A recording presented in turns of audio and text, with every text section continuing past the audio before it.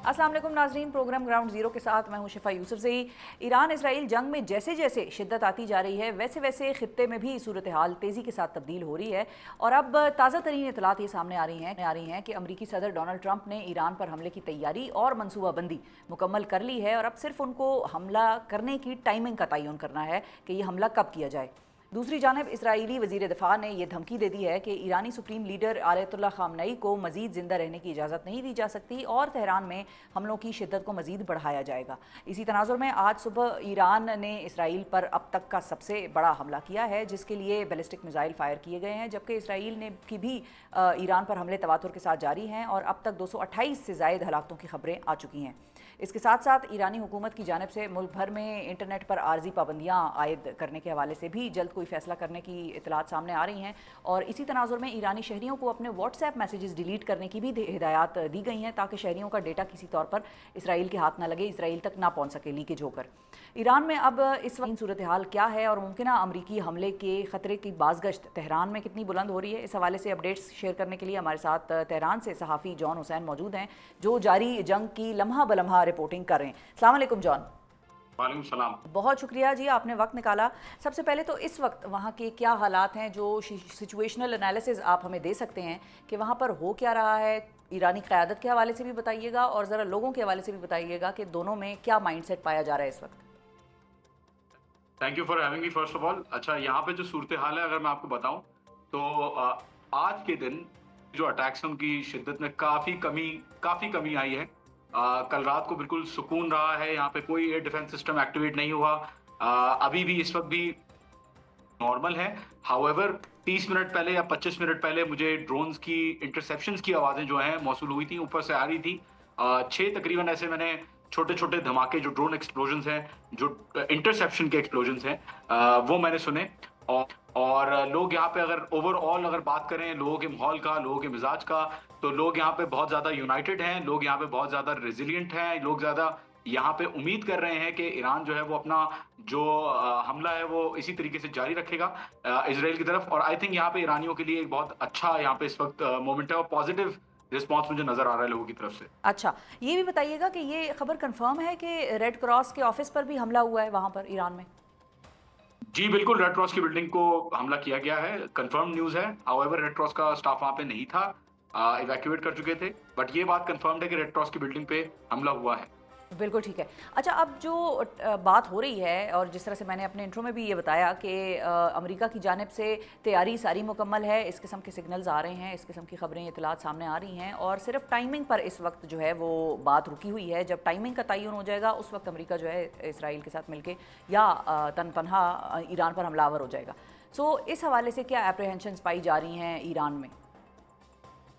देखें, ईरान में इस हवाले से जो एप्रीहेंशंस हैं वो ये हैं कि अगर तो यूनाइटेड स्टेट्स इन्वॉल्व हुआ जंग के अंदर एक्टिवली, जिस अनऑफिशियली नहीं बल्कि ऑफिशियली और एक्टिवली, अगर उसने डायरेक्ट स्ट्राइक की ईरान के अंदर, तो ईरान जो है वो पहली बगैर सोचे समझे जो है वो पहले ही रिस्पॉन्ड करेगा towards the United States assets in the reason.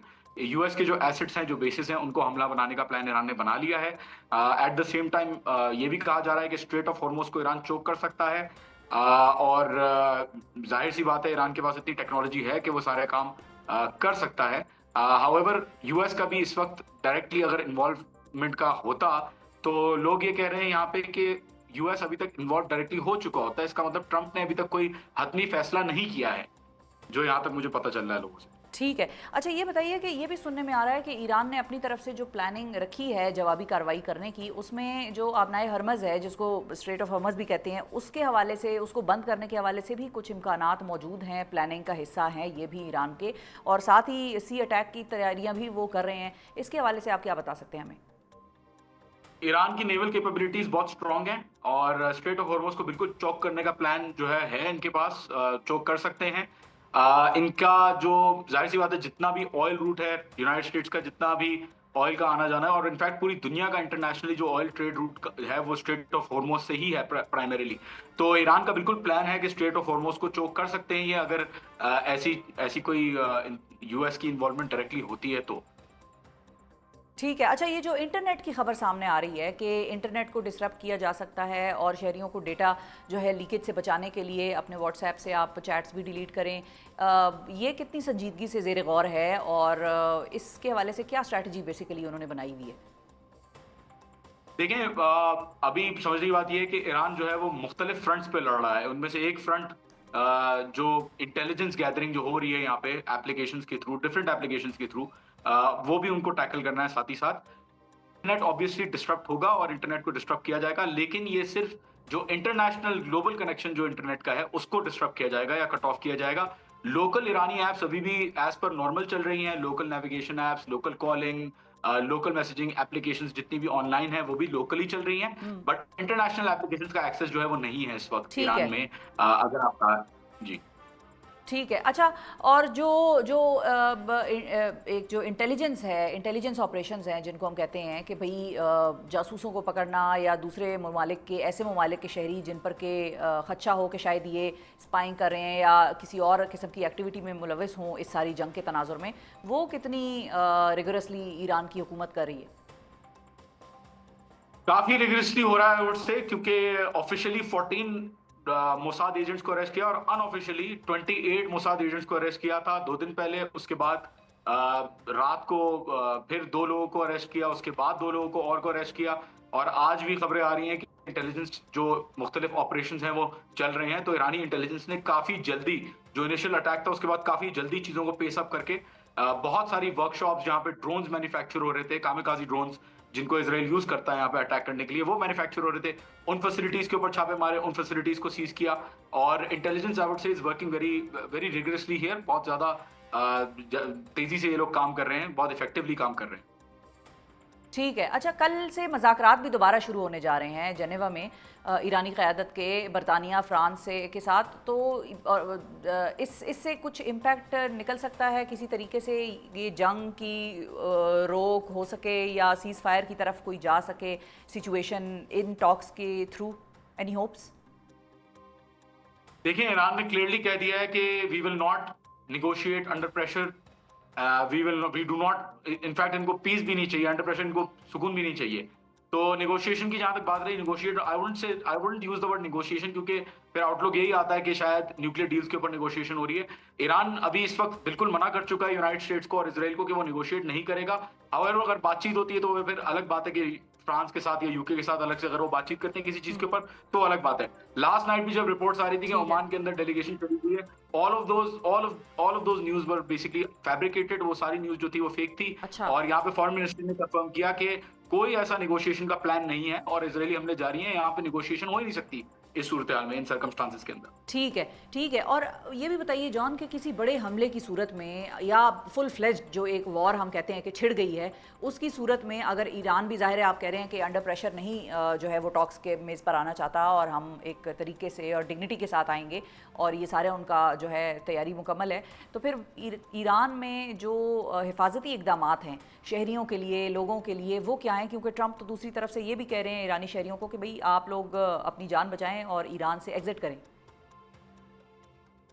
Trump کے بیان کے بعد کوئی خاص یہاں پہ رسپانس نہیں آیا, لوگوں نے ٹرمپ کے بیان کو سیریسلی نہیں لیا. آئی وڈ سے جہاں تک میری بات ہوئی ہے لوگوں سے جنرلی کوئی ایویکویشن ایسی طریقے کی نہیں ہو رہی تہران کے اندر سے کہ لوگ جو ہے وہ بھاگ رہے ہوں یا لائنیں لگ رہی ہوں یا ایسا کچھ ہو رہا ہو.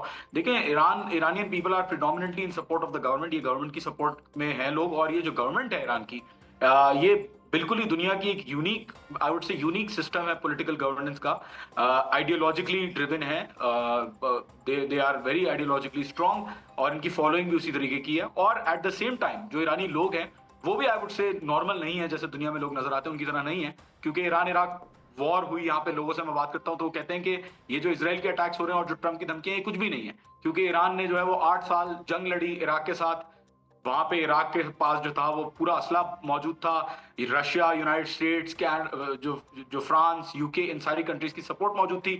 کیمیکل ویپنز موجود تھے صدام کے پاس, ان کے تھرو اس نے حملہ کیا ہے. تو ایرانی people are very resilient and I would say کہ لانگ ٹرم فائٹ کے لیے ایران ابھی نہیں تیاری کر رہا بلکہ تیاری کرتا ہوا آ رہا ہے 1979 سے, جب سے ریولیوشن ہوئی ہے یہاں پہ. बिल्कुल सही है। बहुत शुक्रिया अदा करेंगे जॉन हुसैन ने। नाजरीन, एक बड़ा आइज़ ऑन ग्राउंड अकाउंट हमारे साथ शेयर किया, आप लोगों के साथ शेयर किया, और बड़े वाज़े तौर पर उन्होंने ये बताया कि ईरान में इस वक्त जो फ़िज़ा है या जो क़यादत का फ़ैसला है वो यही है कि हम अंडर प्रेशर किसी तौर पर मेज़ पर नहीं आएंगे और हथियार नहीं डालेंगे, या बेसिकली हम जो है वो बैकआउट नहीं करेंगे, सारी चीज़ से हम लड़ते रहेंगे। साथ ही साथ उन्होंने ये भी बताया कि जो इंटेलिजेंस ऑपरेशंस हैं जासूसों के ख़िलाफ़, या जो लोग मुखबरियाँ कर रहे हैं या इस किस्म की इन्फॉर्मेशन जो है वो लीक करते हैं या किसी ऐसी एक्टिविटी में मुलविस हैं जो कि इसराइल को फ़ायदा पहुंचा रही है, उनकी गिरफ्तारियाँ या वो intelligence operations have picked up. साथ ही उन्होंने ये भी कहा कि शहरियों में किसी ख़ास उस तरीके का पैनिक या उस तरीके की चीज़ नहीं देखी गई ट्रंप के बयान को, जो कि कहा कि आप ईरान से निकल जाएं, और शहरियों को ये ट्रंप ने एक तरह वार्निंग दी। उस वार्निंग को ज़्यादा सीरियसली ईरानियों की जानिब से लिया नहीं गया। वो तैयारी आज नहीं कर रहे जंग की लड़ने की, वो तैयारी करते आ रहे हैं जब से रेवोल्यूशन आया, और एक रेजिलियंट कौम है। ये सारा जॉन का एक आइज़ ऑन ग्राउंड अकाउंट था। गुज़िश्ता रोज़ फील्ड मार्शल आसिम मुनीर और अमरीकी सदर डोनाल्ड ट्रंप की वाइट हाउस में होने वाली अहम तरीन मुलाकात के पाक अमरीका ताल्लुकात और ईरान इसराइल तनाज़े के तनाजुर में मुमकिना असरात पर प्रोग्राम के इस हिस्से में हम बात करेंगे। और इसके लिए हमारे साथ स्टूडियो में मौजूद हैं दिफाई तज्ज़ियाकार हैं major general retired Zahid Mahmood साहब। अस्सलाम वालेकुम जनरल साहब। वालेकुम सलाम। बहुत शुक्रिया सर। सबसे पहले तो ये बताइए कि meeting was suppose to be of around 1.5 hour, वो लंबी हो गई और तकरीबन 2-2.5 घंटे वो चली। अब इस तनाज़े के कॉन्टेक्स्ट में अगर हम बात करें तो कितनी अहमियत थी इस मीटिंग की, और टाइमिंग पे क्योंकि ज़ाहिर बात हो रही है, आपके ख्याल में कितनी अहमियत थी इस तनाज़े के पैराए में अगर हम इस मीटिंग को देखें? जी ऑफ कोर्स, देखिए एक जो स्ट्रेटजिक एनवायरनमेंट है स्पेशली मिडल ईस्ट में, तो इस वक्त तो फोकस सारा ईरान इजराइल कॉन्फ्लिक्ट के ऊपर हुआ है, और everybody is keeping fingers cross के ट्रंप की जो सेकंड प्रेसिडेंसी उसका एक ही स्ट्रेटजिक डिसीजन उन्होंने करना है। Probably will get an opportunity to make this decision president of United as a president of United State के, whether he is in the war या वो वॉर से बाहर हैं जी।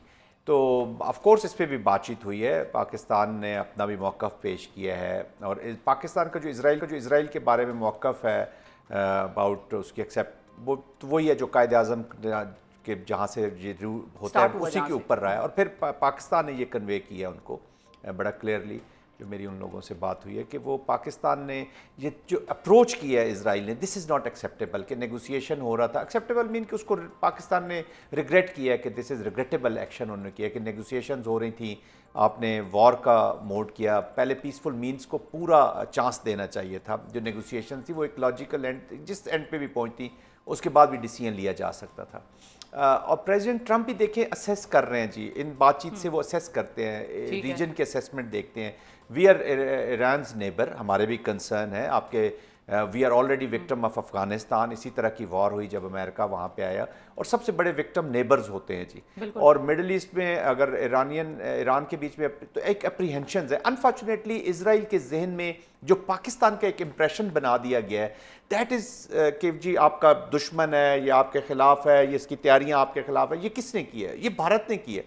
इंडिया पाकिस्तान के पॉलिटिकल, इकोनॉमिक, मिलिट्री, सोशल जितने भी हमारे परसूट्स हैं उनको स्कटल करता है, और वो इम्प्रेशन पूरे वेस्ट को, कभी टेररिज्म का फर्स्ट टाइम इसका शरेड पकड़ा गया, पूरी दुनिया को पता चल गया कि खुद इंस्ट्रूमेंट ऑफ पॉलिसी है इसका, और ये पाकिस्तान को करता है। But going back to your question once again, तो पाकिस्तान ने अपने कंसर्न शो किए हैं, और I think it went very well.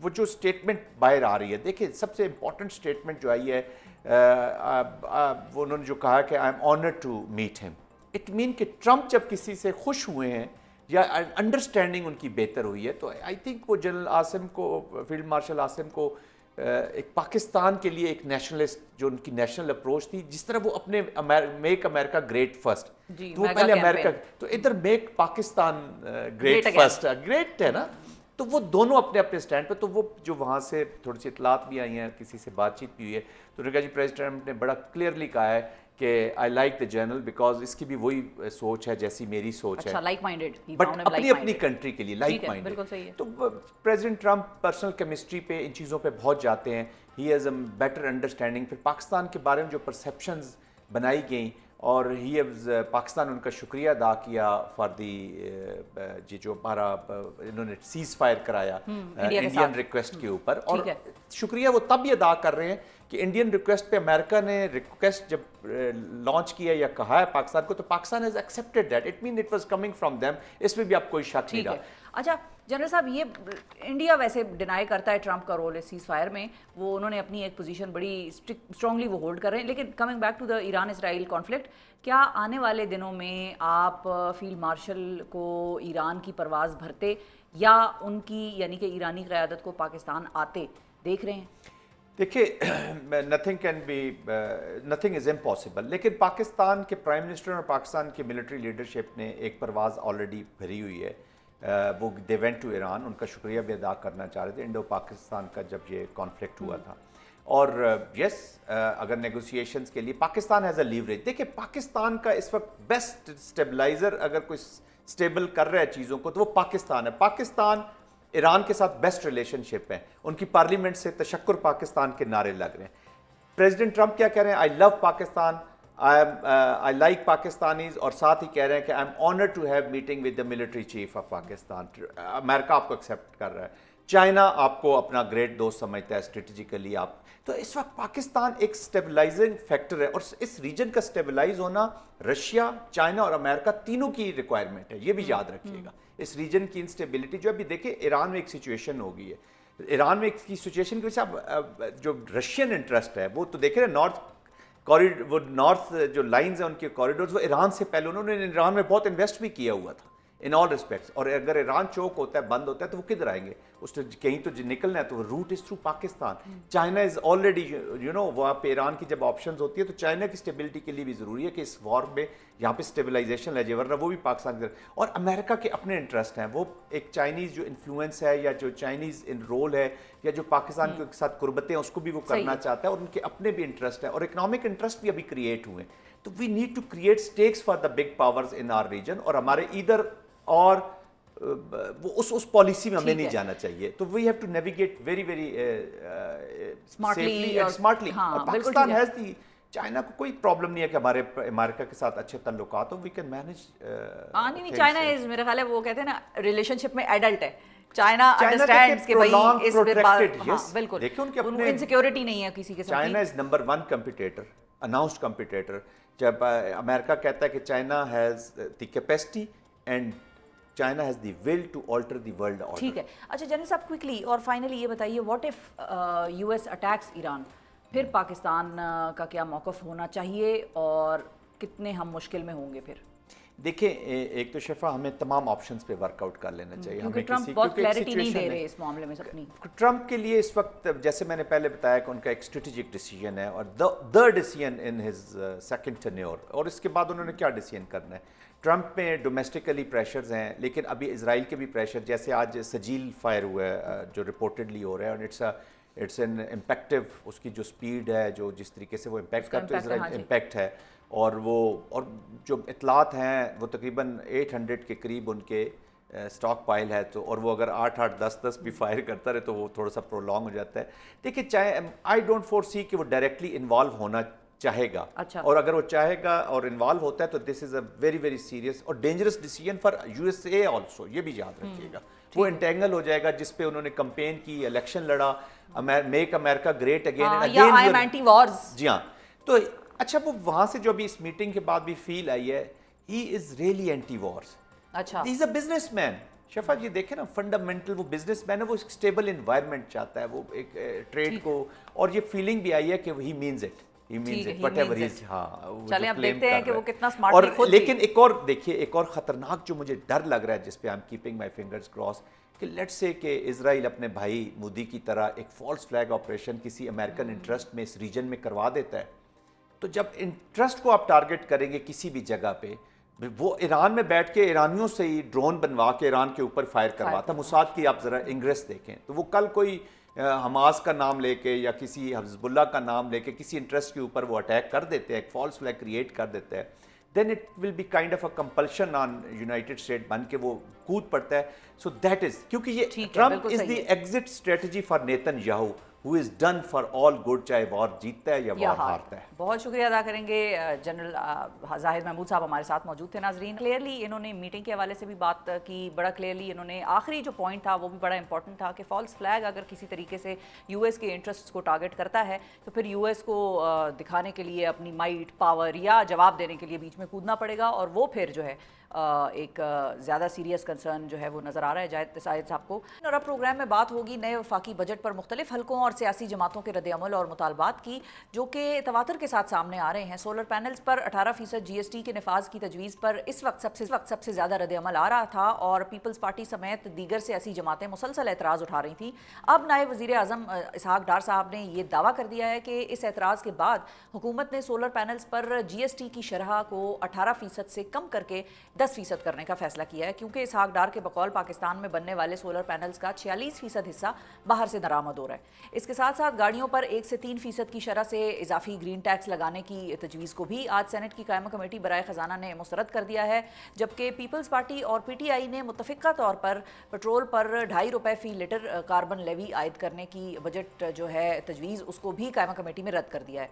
E commerce की अगर बात करें तो उधर भी इंडस्ट्री से वाबस्ता स्टेक होल्डर्स बजट में 18% टैक्स के नफाज की तजवीज़ की भरपूर मुखालफत कर रहे हैं. हुकूमत को अब सियासी, अवामी और कारोबारी रद्द-ए-अमल के बाद नए बजट में कौन से टैक्सेस वापस लेना पड़ सकते हैं, कौन से पाकिस्तान में ऐसे रिफॉर्म्स हो रहे हैं जो इस बजट के थ्रू इंट्रोड्यूस कराए जा रहे हैं, आया कोई हो भी रहे हैं या नहीं हो रहे हैं, इन तमाम मौज़ूआत पर गुफ्तगू करने के लिए हमारे साथ मौजूद हैं साबिक़ वफाकी वज़ीर ख़ज़ाना और मनसूबाबंदी असद उमर साहब. अस्सलाम वालेकुम असद साहब.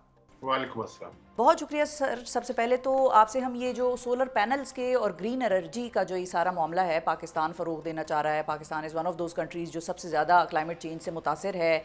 हम ई व्हीकल्स की पॉलिसी आप लोगों के दौर में भी उसको कंटिन्यू किया गया, उसमें चेंजेस भी हुई, वो भी आप लोग लेकर आए. अब जो सोलर पैनल्स का मामला है, 18% टैक्स और अब उसको कम करके 10% करने की बात, 10% काबिल कबूल है या इसको बिल्कुल ज़ीरो होना चाहिए ताकि ग्रीन एनर्जी को फ़रोग़ दिया जा सके?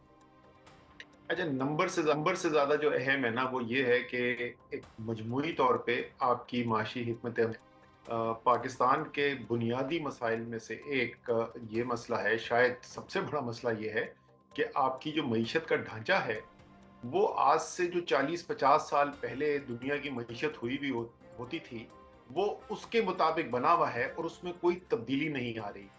दुनिया जो है वो मुकम्मल तौर पर बदल गई है. और इसको अगर आप देखें पाकिस्तान के अंदर जो लैपटॉप्स हैं, स्मार्टफोन्स हैं, ग्रीन एनर्जी से रिलेटेड प्रोडक्शन है, सोलर है, विंड है, इसी तरीके से सेमीकंडक्टर्स हैं और जो मुख्तलिफ चीज़ें जो इस वक्त दुनिया में सबसे ज़्यादा तेज़ी से बढ़ रही हैं, पाकिस्तान का उनके अंदर हिस्सा या बिल्कुल नहीं है या न होने के बराबर है. तो क्या हम इस नई मईशत की तरफ जाना चाहिए या नहीं जाना चाहते? और जाहिर है कि अच्छी हिकमत अमली ये होगी कि हम इन तमाम नई जो जदीद जो सनतें दुनिया के अंदर आ रही हैं और मईशत का बड़े से बड़ा हिस्सा होता चली जा रही हैं, हमारी तमाम तर जो फैसला साजी है वो उनको फ़रोग़ देने के लिए होनी चाहिए. तो अब उस तनाजुर में अगर आप देखें तो कोई समझ में नहीं आता कि ये फैसला क्यों किया जा रहा है कि जो आपकी एक ग्रोथ एरिया होना चाहिए जहाँ पे आपको इंसेंटिव देने चाहिए. चाइना का सारी दुनिया को पता है कि किस तरीके से उन्होंने अपनी ऑल्टरनेट एनर्जी यानी बिजली, अपनी सोलर और विंड एनर्जी को किस तरीके से सपोर्ट किया, दुनिया के सबसे बड़े प्रोड्यूसर बन गए. इलेक्ट्रिक व्हीकल्स के अंदर वो दुनिया के ऊपर अब छा गए हैं, सबसे ज़्यादा वो तेज़ी से बड़े हो गए. चले अमेरिका की बात कर लेते हैं जो बहुत दर्ज देता है कि बिल्कुल फ्री ट्रेड होनी चाहिए और तजारत के अंदर हुकूमतों का कोई हिस्सा नहीं होना चाहिए, और वो पूरी IMF की पॉलिसियाँ भी वहीं से वाशिंगटन DC से बन के आती हैं. जो बाइडन के वक्त में एक इन्फ्लेशन रिडक्शन एक्ट लाया गया, उसका इन्फ्लेशन रिडक्शन से तो कोई ताल्लुक नहीं था, यानी अफराद-ए-ज़र कम करने से. वो तमाम का तमाम जो था वो सारा इन्हीं ग्रीन टेक्नोलॉजीज है जिनकी अभी हम बात कर रहे थे, यानी सोलर है, विंड है, इलेक्ट्रिक व्हीकल है, सेमीकंडक्टर है. ये जो 21वीं सदी की जो मईशत है, अमेरिका जैसे मुल्क को भी ये जरूरत महसूस हुई कि जब तक खुसूसी तौर पे हम उनको इंसेंटिव्स नहीं देंगे, उनको ज्यादा इनकरेज नहीं करेंगे तो हम मुकाबला नहीं कर सकते. बिल्कुल सही है. उस तनाजुर में अगर आप देखें तो ये बजट मुकम्मल सिर्फ 18% पैनल की बात नहीं है, वो मुकम्मल तौर पे वो हिकमत अमली वो नजर ही नहीं आ रही. ٹھیک ہے. اچھا ویسے جو ای وہیکلس کی بات ہے، آپ لوگوں کی گورنمنٹ نے اس کے حوالے سے اس کو پروموٹ کرنے کے لیے اقدامات اٹھائے. اب گورنمنٹ ای وہیکلس کے حوالے سے بھی ان پر ڈیوٹیز اور ٹیکسز عائد کر رہی ہے. ان کو فروغ دینے کے لیے جو ہے وہ اس قسم کی ڈیوٹیز ضروری ہیں؟ دیکھیں پھر وہ صرف میں ڈیوٹی کو نہیں، میں جیسے میں نے پہلے عرض کیا نا کہ اوور آل حکمت عملی آپ کو دیکھنی پڑے گی. ایک یہ آرگیومنٹ ہے کہ آپ کو سیلز ٹیکس والا جو ہے اس کے اندر مختلف ریٹس نہیں ہونے چاہیے سب چیزوں کے اندر، لیکن کسی نہ کسی شکل میں یہاں اگر آپ سیلز ٹیکس کی مد میں وہ نہیں کرنا چاہتے ہیں تو آپ کو کوئی تو طریقہ بنانا پڑے گا جس میں آپ انسینٹیو دیں گے، مراد دیں گے، تاکہ لوگ بھی وہ چیز خریدیں اور اس کے ساتھ ساتھ پاکستان کے اندر صنعت بھی ڈیولپ ہو. کیا چارجنگ اسٹیشن جو ہیں ان کی سپریڈ کے لیے کوئی حکمت عملی ہمیں نظر آ رہی ہے؟ مثلاً اگر آپ دیکھیں جس وقت ہمارا موبائل فونز کا نظام پاکستان میں تیزی سے پھیلا تو ایک فیصلہ جو کیا گیا وہ بہت اچھا فیصلہ تھا، آج سے کوئی 20-25 سال پہلے کیا گیا، کہ ہر جو بل تھا آپ کا، جو موبائل فون کا جو بل آپ ادا کرتے ہیں، اس میں سے ایک بالکل چھوٹی سی رقم ہوتی ہے، وہ چلی جاتی ہے ایک فنڈ کے اندر. اس فنڈ کا کام یہ ہے کہ ملک میں وہ علاقے جہاں پر عام طور پہ کمرشلی منافع کی بنیاد کے اوپر آپ کو انٹرنیٹ کا پھیلاؤ نہیں نظر آئے، وائی فائی براڈ بینڈ نہیں نظر آئے، وہاں پر اس پیسے سے کیا جا سکے. کیا اس قسم کی کوئی حکمت عملی نظر آ رہی ہے الیکٹرک وہیکلز کو انکریج کرنے کے لیے؟ کیا ہم ان تمام صنعتوں کے اندر جو ہنر کی ضرورت ہوتی ہے، ہنرمند لوگوں کی ضرورت ہوتی ہے، صلاحیت کی ضرورت ہوتی ہے، کیا کوئی بہت بڑی ہم اس کے اندر کوئی انیشیٹو یہاں پر دیکھ رہے ہیں کہ وہ کیا جائے؟ جیسے میں نے کہا نا کہ جب تک آپ کی اوور آل حکمت عملی نہیں ہوگی تو آپ کو یہ انفرادی فیصلے بھی جو ہے وہ سمجھ میں نہیں آئیں. ٹھیک ہے. اچھا اب جو ریلیف کا معاملہ ہے، عوام کو پہلے جب پیٹرول کی قیمتیں کم ہوئیں تو وہ ریلیف نہیں پاس آن کیا گیا گورنمنٹ کی طرف سے. انہوں نے کہا بھائی ہم بلوچستان میں ایک جو سڑک ہے اس کے لیے وہ پیسے ڈائیورٹ کرنے ہیں، اس لیے ہم قیمت گھٹا نہیں سکتے. پھر اب جب فیصلہ آیا کہ بھئی 2.5 روپے کاربن لیوی جو ہے وہ رکھنی ہے تو اس کی مخالفت ہوئی آج سینٹ کی قائمہ کمیٹی میں. یہ کیا حکومت کے لیے کوئی چیلنج بن سکتا ہے؟ کیونکہ حکومت نے تو آئی ایم ایف کے مطالبے پر لگائی جا رہی ہے بیسیکلی کاربن لیوی، اور حکومت نے تو اس کو آگے اگلے سال تک 5 روپے تک لے کر جانا ہے.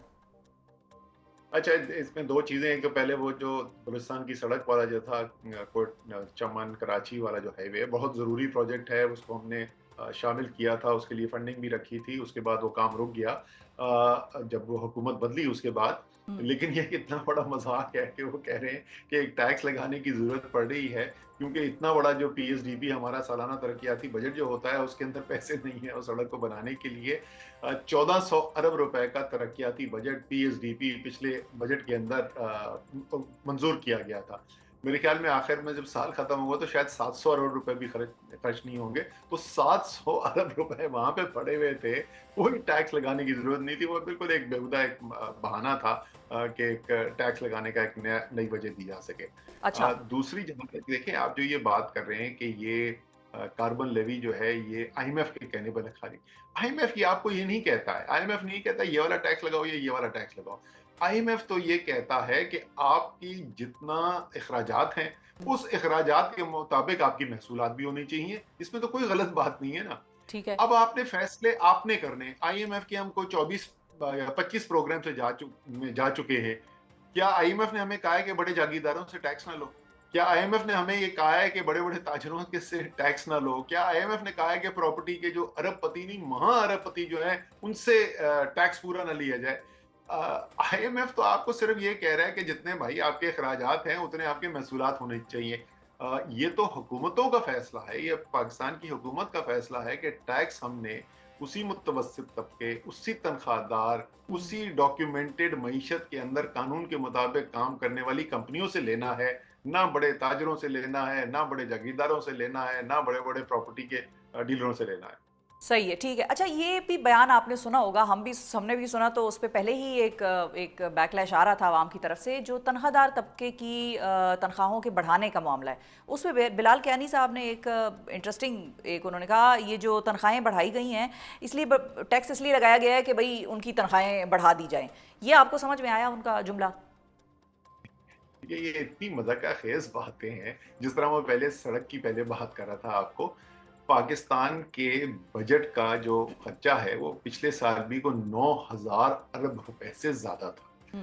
तो ये जो आप जिनकी टैक्सेस की बात कर रही हैं कि वो टैक्स का रिलीफ जो है वो या तनख्वाह बढ़ाने के लिए जो पैसे चाहिए थे वो आपको मिलेंगे 30 अरब रुपए, 40 अरब रुपए, 70 अरब रुपए। ये ठीक है। छोटी छोटी इसी तरीके से वो बलूचिस्तान की जो सड़क है उसकी सालाना जो पैसा होगा वो ऐसी 20, 30, 40 अरब रुपए टोटल खर्चा होता है। तो इतने हजारों अरब रुपए के बजट के अंदर ये कहना कि ये हमें करने की जरूरत पड़ गई क्योंकि ये काम करना था, नहीं, वो आपको इसलिए हो गया। मैं सिर्फ मिसाल आपको दे दूं कि पिछले साल आपने लगाया तनख्वाहदार तबके के ऊपर टैक्स, और एक साल के अंदर 50% इजाफा कर दिया जो टैक्स आप वसूल कर रहे थे तनख्वाहदार तबके से, जो ज्यादातर मुतवस्सित तबके का है या गरीब तबके का तनख्वाहदार मुलाजिम है। 150 अरब रुपए ज्यादा हुकूमत ले चुकी थी तनख्वाहदार से टैक्स पहले 9-10 महीने के अंदर। इसी के साथ साथ उन्होंने कहा जी ये बड़ी बड़ी मार्केटें टैक्स नहीं देते तो हम एक ताजिर दोस्त स्कीम लाएंगे और हम जो है वो बहुत इनसे भी टैक्स इकट्ठा करेंगे। पूरे साल 9 या 10 महीने गुजरने के बाद 10 करोड़ रुपए नहीं जमा हुए थे। सो ये बिल्कुल मजाक है ये कहना कि हमें ये टैक्स लगाने की जरूरत पड़ गई क्योंकि हमें ये करना। ठीक है। अच्छा, फाइनली बजट के हवाले से मेरा आपसे आखिरी सवाल है कि 3 things that you would do if you were a finance minister today. देखें, एक तो जैसे मैंने पहले कहा कि जो बहुत बड़े शिफ्ट की जिसकी ज़रूरत है वो ये ज़रूरत है कि वो लोग और वो मईशत में हिस्सा लेने वाली कंपनीज जो इस वक्त हुकूमती निज़ाम FBR के निज़ाम के तहत काम कर रही हैं उनके ऊपर बोझ ज़रूरत ज़्यादा बढ़ गया है, और उसके नतीजे में पाकिस्तान से बाहर जाने वाले लोग जो अफरादी कुव्वत बाहर जा रही है वो रिकॉर्ड तोड़ इस वक्त कोई 2 गुना लोग जाना शुरू हो गए हैं पिछले 2-3 साल में मुल्क से बाहर। इसी तरीके से बहुत बड़ा सरमाया मुल्क से बाहर गया है। उस टैक्स को कम करने की जरूरत है। इस दफा थोड़ी सी रिलीफ दी है नीचे के जो 2 स्लैब्स हैं उसमें तनख्वाहदार तबके को, लेकिन आप ये समझ लें कि जो पिछले साल 50% इजाफा किया गया उसमें से शायद 5-6% कम कर दिया गया। तो एक तो ये जरूरत है कि उन पे बोझ कम किया जाए और वो ताकतवर तबके जिनका मैं पहले जिक्र कर चुका हूँ उनके ऊपर बढ़ाया जाए। दूसरा, बड़ी वाज़े तौर पे हिकमत अमली हमें नजर आनी चाहिए कि जो जदीद सनतें जिनको आप यहाँ पे डेवलप करना चाहते हैं उनके लिए क्या मराहत और उनके लिए किस किस्म के PSDP के अंदर अखराजात होंगे ताकि उनको ज्यादा कंपेटिटिव किया जा सके। दूसरी ये चीज होगी, और तीसरी चीज जो है वो सबसे ज्यादा उसके ऊपर बहस तलब भी है लेकिन मेरे ख्याल में नागुज़ीर है। जिस तरह से आपका खर्चा बढ़ता चला गया है सूद की अदायगी का, मैं बाहर के सूद की नहीं बात कर रहा, मैं पाकिस्तान के बैंकों को जो आप सूद अदा कर रहे हैं, इस वक्त आप कर्जे ले रहे हैं उस सूद को वापस करने के लिए, वो किसी सूरत भी जो है आपकी मईशत इस तरीके से आगे नहीं चल सकती। मेरे ख्याल में हमें कर्जों की रिस्ट्रक्चरिंग के ऊपर भी इसके अंदर इनिशिएटिव देखना चाहिए। तो अगर आप मुझसे 3 चीजें पूछेंगी तो ये मेरे सामने शामिल है। बिल्कुल सही है। अच्छा, आप क्विकली एक पॉलिटिकल भी, हम ज़ाहिर है आपसे बगैर बात किए रहा नहीं जाता, अलीमा खान साहिबा की तरह आपको भी इमरान खान जेल में मजीद कई माह गुजारते दिखाई दे रहे हैं, और अगर हाँ तो फिर PTI की मुश्किल कितनी बढ़ने वाली है? देखिए, इमरान खान जो है, पहले तो ये जरा तजिया कर लें कि वो जेल से बाहर कैसे आएंगे। मेरे ख्याल में कोई भी पाकिस्तान में इस वक्त ये नहीं समझता कि एक अदालती निज़ाम ऐसा है जिसके अंदर एक नॉर्मल केस चलेगा और उस केस की बुनियाद के ऊपर फैसले होंगे और इमरान खान वापस आ जाएंगे। इमरान खान तो बहुत बड़े, सबसे बड़े लीडर हैं। वो छोटे छोटे जो वर्कर जो हैं वो भी जिस वक्त तक फैसला नहीं होता कि शायद इनको जेल से बाहर लाना है तो वो जेल से, अदालत से एक केस में रिलीफ मिलती है तो वो जिस वक्त गेट तक आते हैं किसी जेल के, तो उस दूसरे मुकदमे में उनको वापस डाल दिया जाता है। तो पहली चीज तो ये बड़ी वाज़ेह है। तो अगर ये होना है तो फिर तो 2 ही तरीके रह जाते हैं ना कि बाहर, या तो जो हुकूमत का निज़ाम चला रहे हैं या उनके साथ कोई बातचीत हो के कोई फैसला होगा कि एक नए हम रीसेट कर रहे हैं पाकिस्तान के सियासी निज़ाम को और हम उस तरफ चलेंगे, या उस सूरत में रिहाई होगी, या लाखों की तादाद में पाकिस्तानी निकल आएंगे और वो पाकिस्तानी जाकर इमरान खान को आज़ाद कराने में कामयाब होंगे। मेरी अपनी जाती राय है पहले दिन से यही रही है कि ये बातचीत के जरिए, डायलॉग के जरिए मामला हल होगा, और जब तक वो नहीं होगा तो मुझे बदकिस्मती से यही लगता है कि कोई फौरी तौर पर ऐसी उम्मीद नजर नहीं आ रही। और वो कैसे होगा बातचीत, मिसाल के तौर पे? क्योंकि खान साहब ने खुद भी अक्सर पहले ये कहा कि भाई अगर एस्टैब्लिशमेंट बात करना चाहती है तो मैं बात करने के लिए तैयार हूँ, 1-on-1 करूँगा और ख़ुद से करूँगा, इस मरतबा पार्टी के किसी शख्स को इन्वॉल्व भी नहीं करूँगा। तो वो भी नहीं हो पाया। फिर तहरीक की कॉल आ गई, जो कि खैर इस वक्त तो ईरान इसराइल वॉर की वजह से खान साहब ने 2 हफ्ते के लिए उसको कहा है कि तहरीक को मौखर कर दें, लेकिन वो बातचीत हो नहीं पाई। अच्छा देखें, ये जो है अनरियलिस्टिक है ना ये बात। बिल्कुल ये दुरुस्त बात है कि आखिर में फैसले जो करने हैं दोनों साइड से, वो तहरीक इंसाफ की तरफ से इमरान खान ने फैसले करने, कोई और फैसले नहीं कर सकता। और उसी तरीके से इस वक्त सियासी हुकूमत से ज़्यादा जो ताकत है वो इस्टेब्लिशमेंट के पास है, और हतमी फैसले वहाँ से होने। तो ये इमरान खान और इस्टेब्लिशमेंट ने हतमी फैसले करने, ये तो मैं मानता हूँ। ठीक है। लेकिन जैसी सूरत हाल है उसके अंदर ये एक्सपेक्ट करना कि एक दिन जो है वो फेस टू फेस मीटिंग होगी, साथ बैठेंगे और सारे मसाइल हल हो जाएंगे, अगर ऐसा हो सके तो बड़ी अच्छी बात है। मेरे ख्याल में ऐसा मुमकिन नहीं है, इसलिए खान साहब को तमाम एवेन्यूज इस बातचीत के लिए खुले रखने चाहिए दरवाजे, चाहे वो हुकूमत के साथ बातचीत हो। और मैं फिर ये दोहरा रहा हूँ, मुझे इस बात का एहसास है कि हुकूमत ये फैसले नहीं कर सकेगी खुद, लेकिन उनसे बातचीत का जरिया जरूर बनाया जा सकता है। तो मेरे ख्याल में सब दरवाजे खुले रखने चाहिए, लेकिन जिम्मेदारी इस वक्त लीड लेने चाहिए शहबाज शरीफ को, वजीर आजम को। वो इस वक्त वजीर आजम की कुर्सी पे बैठे में हमेशा जितनी बड़ी असद साहब उनके पास कुर्सी है उतना ही उनका रिस्क भी है ना, वो कुर्सी कहीं तो प्रॉब्लम है सारा। वो इजाजत दे ना, किसी जिससे इजाजत लेनी उन्होंने, वो इजाजत ले के काम करें। लेकिन सियासी इस्तेहकाम जो है वो लाना हमेशा हुकूमतों की जिम्मेदारी होती है। जब मैं नया गया ना असेंबली के अंदर, तो हमें उसी को समझाया गया था कि देखो असेंबली के अंदर माहौल अच्छा रखना जो हुकूमत की जिम्मेदारी है, तो अपोजिशन का काम है रौला डालना। तो अपोजिशन जो है उसकी तो जिम्मेदारी नहीं होती, और सियासी इस्तेहकाम ना होने की वजह से मुल्क को नुकसान हो रहा है, होता चला जा रहा है। ठीक है, और क्विकली फाइनली एक और छोटा सा सवाल कि पीटीआई ने जितना रौला डाला हुआ है उससे आप मुतमईन है कि भाई पीटीआई इतना ही रौला डाल सकती है, या आपको लगता है कि भाई पीटीआई इससे बहुत कुछ ज्यादा कर सकती है, कर नहीं रहे इस वक्त? अच्छा देखें, वो आज से चंद महीने पहले उन्होंने किया भी था। 24, 25, 26 नवंबर की जो मोबिलाइजेशन थी वो बहुत बड़ी मोबिलाइजेशन थी। खास तौर पे पहला दिन जो था 24 नवंबर को खैबर पख्तूनख्वा में बेतहाशा एक बड़ी आवाम की तादाद जमा हुई थी। जो मुझे कमजोरी नजर आई वो ये कि जब इतना मुश्किल काम कर लिया गया था, इतनी बड़ी मोबिलाइजेशन कर ली गई थी, तो आपकी आगे हिकमत अमली में तो कोई इबाहम ही नहीं होना चाहिए था ना। आपको ये पता होना चाहिए था कि हमने किससे बातचीत करनी है, किस पैराए में बातचीत करनी है, और क्या फैसला आपने निकलवाना है। आप वहां पे कोई हमला करके कब्जा तो इस्लामाबाद पे करने नहीं जा रहे थे।